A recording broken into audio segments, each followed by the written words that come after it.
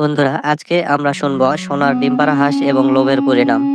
একদা এক দরিদ্র কিন্তু পরিশ্রমী কৃষক ছিল। তার নাম ছিল রঘুনাথ। সে তার স্ত্রী ও দুই সন্তান নিয়ে গ্রামের এক ছোট্ট কুটিরে বাস করত। তাদের জীবন ছিল অতি সাধারণ, দিন এনে দিন যাওয়া অবস্থা। রঘুনাথের সামান্য কিছু জমি ছিল, যেখানে সে ফসল ফলাতো, আর ছিল একটি ছোট্ট হাঁসের খামার। এই হাঁসগুলি ছিল তাদের বাড়তি আয়ের উৎস। একদিন সকালে রঘুনাথ যখন হাঁসের খামারে যায়, তখন সে এক অবিশ্বাস্য দৃশ্য দেখে। একটি হাঁসের পাশে পড়ে আছে সাধারণ ডিমের মতো দেখতে, হলেও তা আসলে একটি ঝলমলে সোনার ডিম। রঘুনাথ প্রথমে বিশ্বাস করতে পারছিল না। সে ডিমটি হাতে তুলে নিল এবং দেখলো সূর্যের আলোয় তা সত্যি সত্যি সোনার মতো চিকচিক করছে। আনন্দে আত্মহারা হয়ে সে দৌড় দিয়ে স্ত্রীকে খবরটা দিল। স্ত্রী প্রথমে হতবাক, তারপর খুশিতে ডগমগ।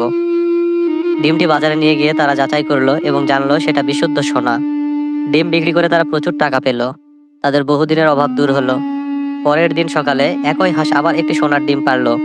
এভাবে প্রতিদিন সকালে হাঁসটি তাদের একটি করে সোনার ডিম দিতে শুরু করলো। প্রথম সোনার ডিমে ঘরের জীর্ণ অবস্থা দূর হলো। পরের ডিমগুলো তারা নতুন জমি কিনলো, ভালো পোশাক আশাক তৈরি করলো। কিছুদিনের মধ্যেই রঘুনাথের কুটিরের বদলে তৈরি হলো একটি সুন্দর বড় বাড়ি।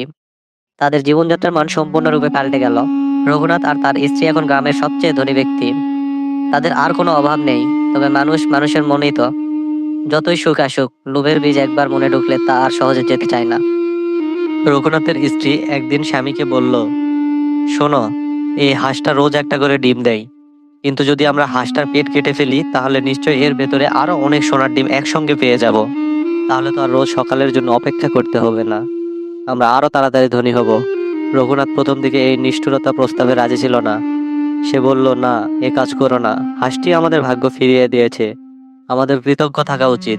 প্রতিদিন একটা করে ডিম পেলেই তো আমরা রাজা মহারাজাদের মতো বাঁচতে পারবো। কিন্তু স্ত্রীর লোভ আর প্রচারণা রঘুনাথকে আস্তে আস্তে দুর্বল করে দিল।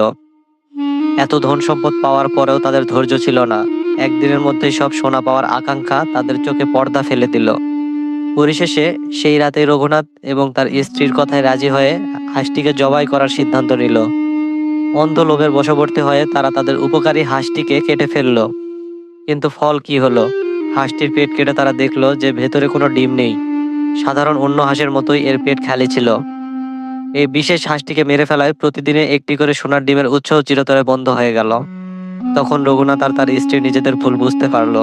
তারা যে হাঁসটিকে হত্যা করে কত বড় নির্বুদ্ধিতা করেছে তা উপলব্ধি করলো। কিন্তু তখন আর কিছুই করার ছিল না। সোনার ডিম পাড়া হাঁসটি আর কখনো ফিরে আসবে না। সময় কাটতে লাগলো, সঞ্চিত অর্থ ধীরে ধীরে শেষ হতে থাকলো। যে ধনী জীবন তারা পেয়েছিল তা ধীরে ধীরে ম্লান হতে শুরু করলো। তারা আবার দরিদ্র হয়ে গেল। কিন্তু এবার সাথে যোগ হলো অনুতাপ আর হতাশা। তারা বুঝতে পারলো অল্পে তুষ্ট না থেকে অতিরিক্ত লোভ করায় তাদের কাল হয়েছে। এ গল্প থেকে আমাদের শিক্ষণীয় বিষয় হলো, অতিরিক্ত লোভ সবসময় খারাপ ফল নিয়ে আসে। ধৈর্য ধরলে ছোট লাভের মাধ্যমেও বড় সাফল্য পাওয়া যায়। একসঙ্গে সব পাওয়ার আকাঙ্ক্ষা অনেক সময় যা আছে তাও হারিয়ে দেয়।